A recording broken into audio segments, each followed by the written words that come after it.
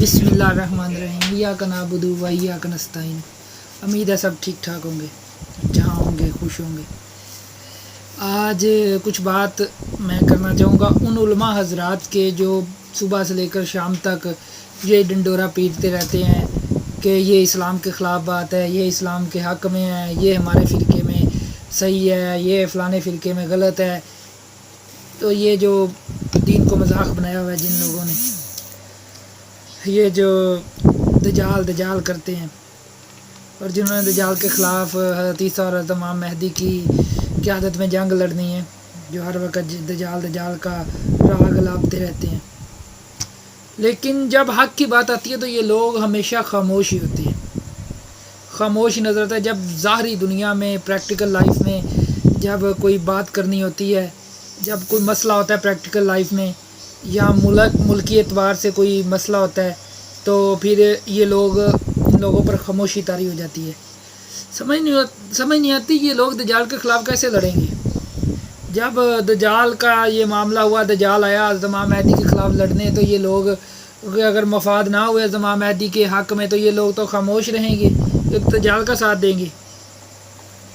ان علماء حضرات کو شرم آنی چاہیے کہ جب حق کی بات آتی ہے، جب غلط ہوتا ہوا دیکھیں تو اس کو غلط کہیں، لیکن یہ لوگ انہوں نے دین کو مذاق بنایا ہوا ہے۔ کوئی اٹھتا ہے وہ جگتے سنا کر دین کا مذاق بناتا ہے، کوئی اٹھتا ہے وہ غلط تشریح اور غلط حدیثیں بیان کر کے تو لوگوں کو گمراہ کرتا ہے۔ کوئی کہتا ہے آپ کے وہ بابے ٹھیک نہیں ہیں، کوئی کہتا ہے میرے بابے ٹھیک ہے، تیرا وہ ٹھیک نہیں ہے، یہ آپس میں لڑتے رہتے ہیں۔ ان کا دین سے تو کوئی تعلق نہیں ہے، نظر نہیں آتا کہ ان کا کوئی دین سے تعلق ہوگا۔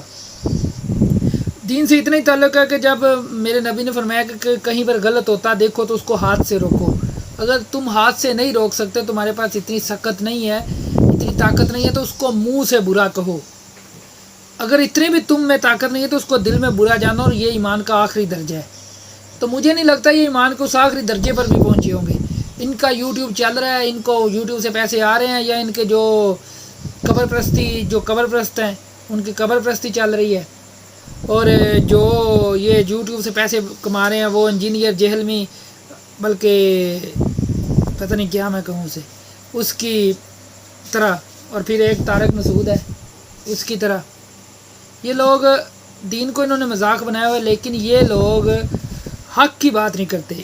ابھی یہ جو ڈرامہ رچایا گیا پچھلے 9 مہینے سے، پچھلے 16-17 مہینے سے یہ جو ڈرامہ کیا گیا، پھر یہ 9 مئی کا ڈرامہ، پھر اس کے بعد جو گرفتاریاں ہوئیں، پھر نہ لوگوں کی چادر اور چار دیواری کو پامال کیا گیا، لوگوں کی بہنوں کو سڑکوں پر گھسیٹا گیا، ماؤں کو گھسیٹا گیا، لیکن یہ لوگ نہیں بولے، یہ لوگوں ان پر خاموشی طاری رہی۔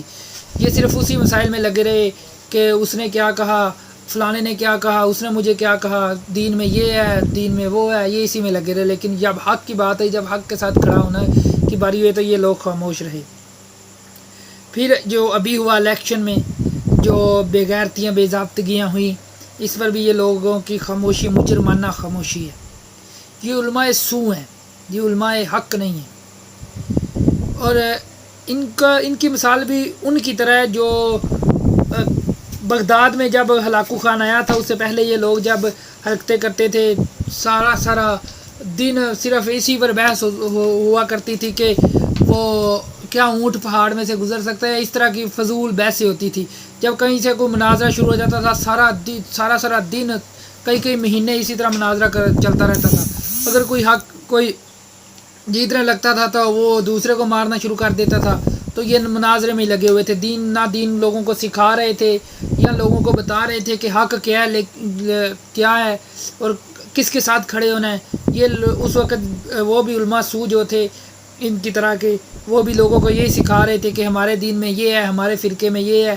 پھر جب ہلاکو خان آیا تو اس نے بغیر کسی تفریق کے، بغیر کسی سنی شیعہ وہابی دیوبندی کے، اس نے سب کو کاٹا، اس نے سب کو مسلمان سمجھ کر کاٹا۔